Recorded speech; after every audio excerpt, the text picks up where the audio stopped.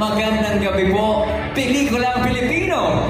The grandest reunion of the biggest and brightest array of cinema's top actors and filmmakers are all here tonight. That's right, Robbie, and this is going to be another milestone night for the industry as we celebrate 40 glorious years of Philippine cinema as seen through the eyes of the Philippine Movie Press Club.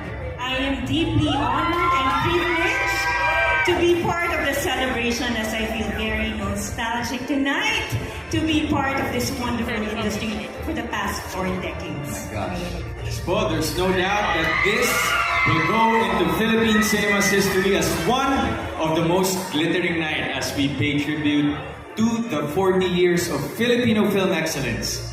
This is the night we all have waited for. This is The 40th PMPC Star Wars